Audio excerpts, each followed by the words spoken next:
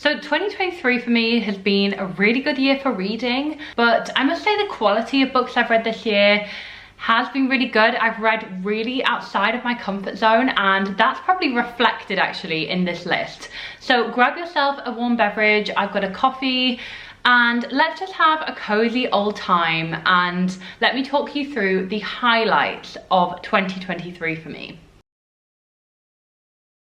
Also, it's worth noting, before you watch this video, you may want to watch my best fantasy romance books I read in 2023. There is some crossover between that video and this video, but the difference being that video is purely fantasy romance books, and I read so many great ones, so hopefully that video will give you all the recommendations for fantasy romance that you need. So without further ado, let's get on to my list. Now, I wanted to give some special mentions.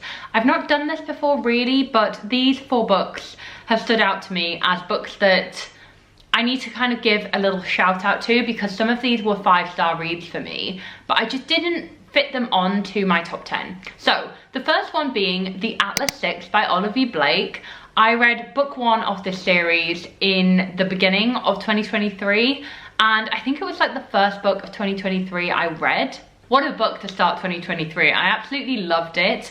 I'm not going to go too much into what the plot is, as it is just a notable mention, but this is excellent, excellent fantasy. If you've not yet read The Atlas 6, like, you've just got to try it and see if it works for you. But it was so well done, and I need to continue with this series, but that's my top notable mention for 2023.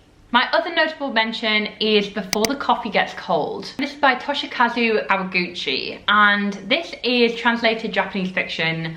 This is short but sweet, but is basically a gorgeous, cozy tale about a coffee shop where they basically have the power to turn back time and take you back to a spot where you were kind of sitting in that coffee shop once upon a time. But the key thing is you have to be back from the past by the time your coffee gets cold. So a really lovely, cozy book that I actually read in Japan this year, so that was really lovely. That has to have a notable mention because I just fell in love with that book when I read it. And my final notable mention has to be the Mindfuck series by St. Abbey. So this is a romance series, kind of a dark romance series about a serial killer who falls in love with an FBI profiler who is actually working on her case. And what's unique about this is they have a relationship, but he doesn't realize who he's actually dating and that she is, in fact, the serial killer that he's been working on discovering for years. So this is a multi-book series. All the books are super short. They're kind of novellas. I actually started this series, I think at the beginning of the year or the end of last year, and I finished it off this year, and wow, is this series just amazing. Really would recommend if you're after kind of a romance that's a little bit on the gory, darker end, because I absolutely fell in love with this series. And I was really sad to hear that the author, St. Abbey, actually isn't with us anymore, and that there won't be any more books in this series, because it's just such a great series, and I think if you're a romance fan, you'll really enjoy. So those are my notable mentions. Let's get started with book 10. So my 10th favorite book of the year is Acts of Desperation by Megan Nolan. Now, I would really say this book is in a similar vein to a Sally Rooney novel, in the sense that it is like an anti-love story. It's about an impressionable 20-year-old girl who falls in love with a guy who's older than her. And basically she meets this guy who just is absolutely awful to her and rejects her, says that she's not pretty enough, all this stuff. But she really wants him, and she has this addiction to him. And when he eventually brings her back, like he eventually agrees to be with her, their romance is really toxic, as you can imagine, and she is determined to shape herself into the person that he wants her to become, and, you know, above all costs will just refuse to let him go again or give him reason to let her go again. Now, you can imagine how toxic that will make this love story. It's really not a love story, it's kind of a warning over losing yourself to a relationship that kind of destroys you and is robbing you of your sense of self. And really this book was brutal in the sense of you couldn't look away, but equally when you were reading it you were horrified. Sally Rooney-esque in the kind of character study, commentary on modern relationships, on womanhood, on all of those things. So I really would recommend this book. It was short but sweet, but it completely held me in its grip and would not let go. So I think if you're looking for something to fill that Sally Rooney hole in your life, or if you really like books about relationships, you will really enjoy Acts of Desperation. I gave it 5 stars. I was in at the deep end with this and it held me in its grip and it wouldn't let go. So absolutely incredible. Megan Nolan is such a talent, really impressive, and I'm really excited to read her other books. So this comes in at number 10 of the best books I read in 2023. Coming in at number 9, drum roll, it has to be Anastasia by Sophie Lark. So I mentioned this as well, I think, in my fantasy romance best of 2023 video. So this is a bit of repetition, but Anastasia was one of those rare books for me because this is a 700-800 page beast of a book. Like, it is huge, and that is my only criticism of it, I must say, and the reason probably why it's coming at number 9 as opposed to anything higher. Probably a lot of this book probably didn't need to be there, but the writing is stunning, the plot is incredible, the romance is amazing. So what's this book about? This is the story of Anastasia, as in the Romanov princess, and you know, this obviously is inspired by the animated film, which I'm sure you have seen. It's one of my all-time favorites. But this imagines the Romanov family as, you know, people with intense magic, and they have found themselves in this position of power because of the magic that runs through their veins and their family. But when Rasputin kind of comes to town and integrates himself into the family, he destroys the family and Anastasia is forced to go into hiding. She also falls in love with a Cossack fighter called Damien, and their romance together is beautiful, and they also both have magic, and it's utterly beautiful. There are really mixed reviews of this book because Sophie Lark traditionally writes romance, like she's a romance author. So I think if you go into this book expecting full-blown romance, you will be disappointed. It's more historical fantasy than anything, and that doesn't discount the romance because the romance is beautiful when it actually comes, but a lot of this book is a magical, historical, just good time. I absolutely loved it. I have a soft spot in my heart for Russian history and the story of the Romanovs. I am a big Anastasia the film fan, so I loved this book. It was such a ride, but I enjoyed every moment of it. My 8th favourite book of the year has to go to A River Enchanted by Rebecca Ross. So this is my first Rebecca Ross book that I've ever read, and I'm delighted I actually got around to reading this year because this was utterly beautiful and entrancing, and genuinely I am obsessed with Rebecca Ross's writing style now. Just so beautiful. So this is set on an island called Cadence that is basically inspired by Scotland. It's kind of Scottish-esque folklore, and follows Jack, who has been on the mainland at college at a bard school, when he receives a missive telling him to come back to Cadence. And this is because girls have been disappearing on the island, and they think he can help them solve this mystery.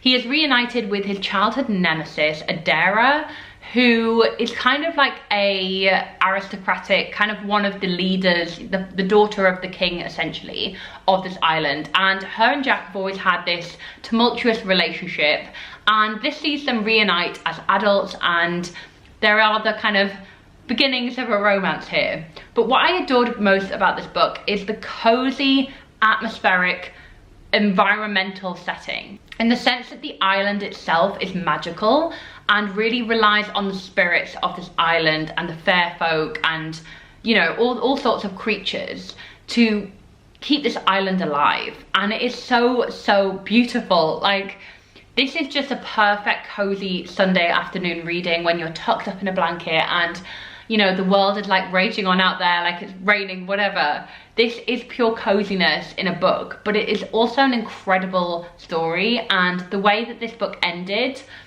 such a cliffhanger, but I need to get to book 2 ASAP, and I'm gonna hopefully read that in 2024. So I really would recommend A River Enchanted. I think I gave this 5 stars, utterly entrancing. I fell in love, and Rebecca Ross is potentially a new favorite author of mine, so I'm really excited to get to book 2, and I really think you'll love this if you haven't read it yet.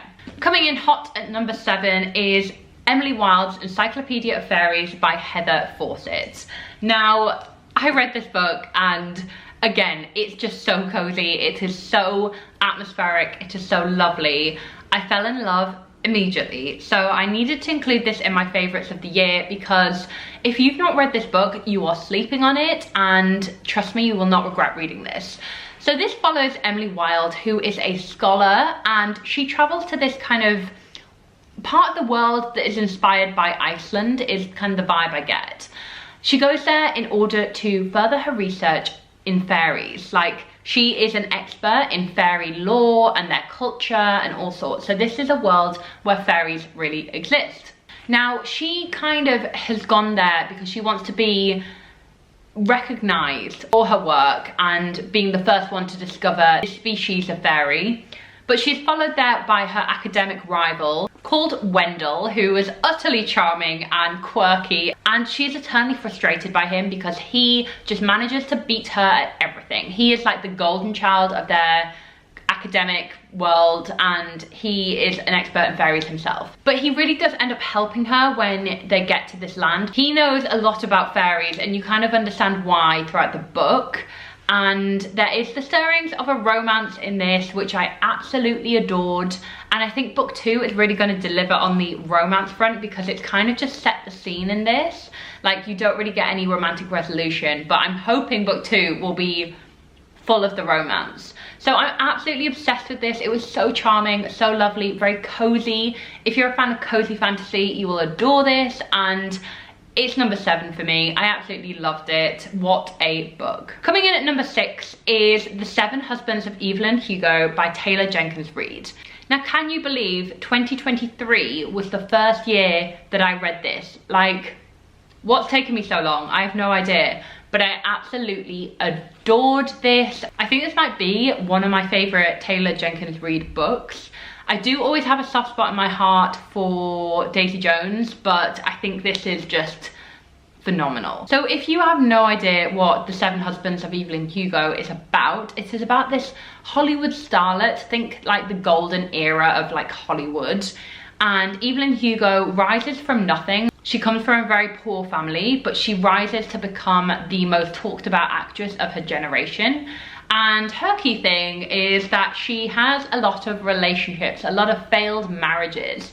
And you guessed it by the title, she gets married 7 times. What's really great about this is the fact that in pure Taylor Jenkins Reid style, the way the narrative is framed, it is actually framed as an interview with a modern day journalist called Monique. And I absolutely loved that. I loved how playful the structure was, and it builds it up very nicely for a hell of a twist at the end. So if you've not read this book yet, please do. I really hope they make a film of this because it would be just so, so perfect. And I adored the Daisy Jones and the Six TV show this year. It was everything I wanted it to be and more. I'm still listening to the soundtrack. So they better be making a film or TV show of this because it would be so good. We have entered the top 5, and my 5th favourite book of 2023 is A Dowry of Blood by S.T. Gibson. Now, this is a vampire story, and it's the tale of Dracula's first bride, Constanta. Now, Constanta meets Dracula in kind of the Middle Ages in, I'm guessing, kind of Transylvania, like a Romanian part of Romania. She meets him and they fall head over heels in love. He obviously turns her into a vampire, and they live this like blissful existence of obsession with each other for hundreds of years. And then they begin to expand the family in the sense that Dracula turns more people and welcomes them into their family unit. And that's really when the cracks begin to show, in that Constanta really begins to see how toxic their relationship has been and how controlling and manipulative Dracula actually is. So this is not a love story in the traditional sense. It begins as such because Constanta is so impressionable and really relies on Dracula for, and kind of owes him her life. But then when different people enter her family, she falls head over heels in love with them as well. And that's really when the cracks begin to show, and the slow decline of her and Dracula's relationship begins. This is told so gorgeously. It's told in the second person, so it's Constanta kind of talking to Dracula in kind of a you did this fashion. I absolutely loved the way that was told, and it is sumptuous, it is beautiful, it's rich. I really adored the writing to this as well. So number 5, my 5th favourite book of the year, A Diary of Blood. I really would recommend if you haven't yet read. At number 4, we have a book that took everyone by storm in 2023, I think. I'm expecting this to be on a lot of your guys' favourite books of 2023. It is, of course, Fourth Wing by Rebecca Yarros. Now, this book, oh my god, I feel like I was a little bit delayed and late to the hype, but once I read this, I was like, yeah, I get it. This is Twilight ×2, but with dragons and enemies to lovers and a hell of a ride, and I absolutely adored it. Of course I did.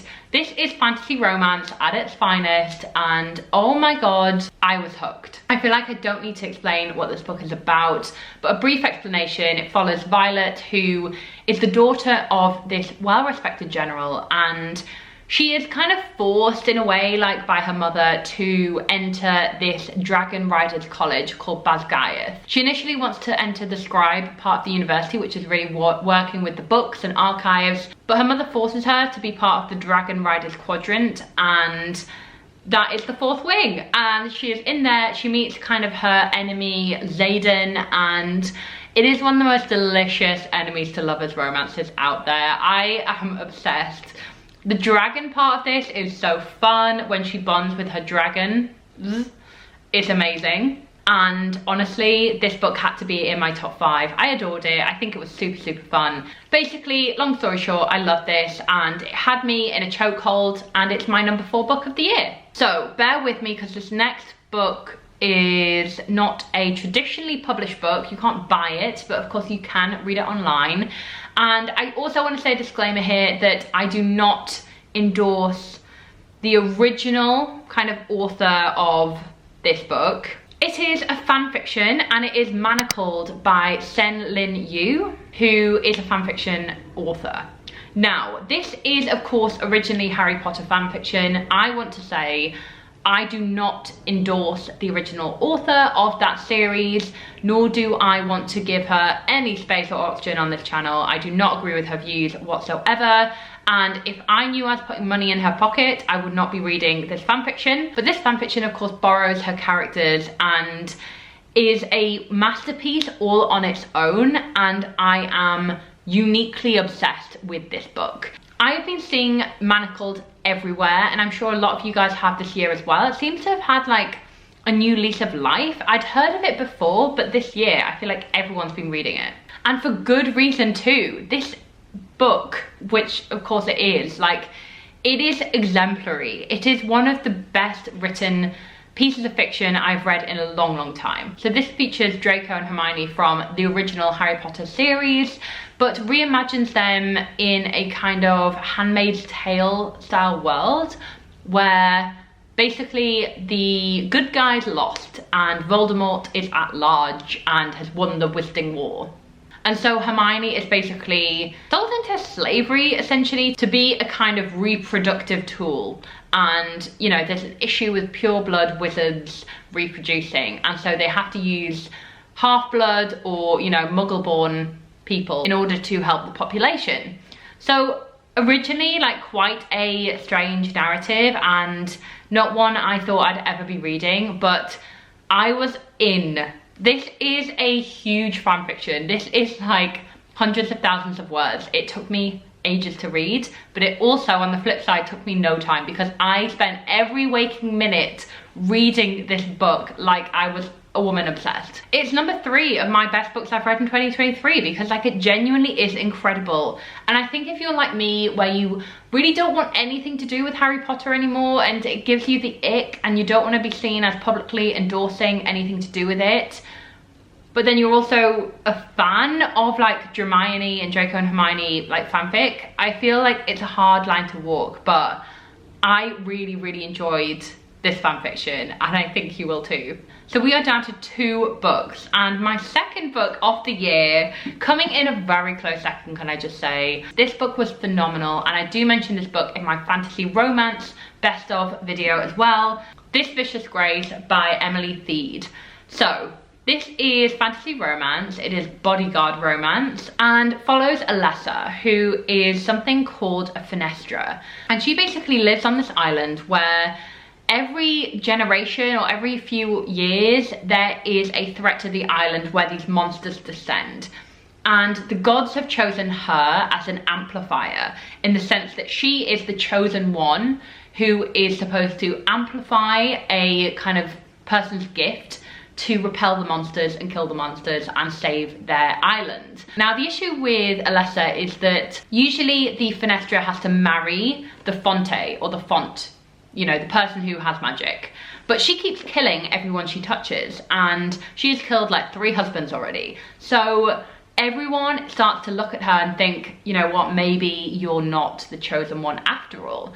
So she needs to hire a bodyguard, and Dante is the bodyguard. He is, oh my god, their relationship is incredible. But not only is this an amazing fantasy romance book, it is just a bloody good fantasy book. Like, this is genuinely incredible, and the plot had me hooked. I'm really excited about the second book. Oh my god, did I absolutely love this, and I'm so glad I finally read this, because this originally was published in 2022. So I am a year late, but you know what? Phenomenal. Please read this book. Please read this book. You will not regret it. So we are finally at my #1 book of the year, and this book had me in a chokehold. I was full-blown obsessed with this when it came out at the beginning of this year. So it's probably an unexpected choice, actually. I live to be unexpected, what can I say? It is The Last Tale of the Flower Bride by Roshani Chokshi.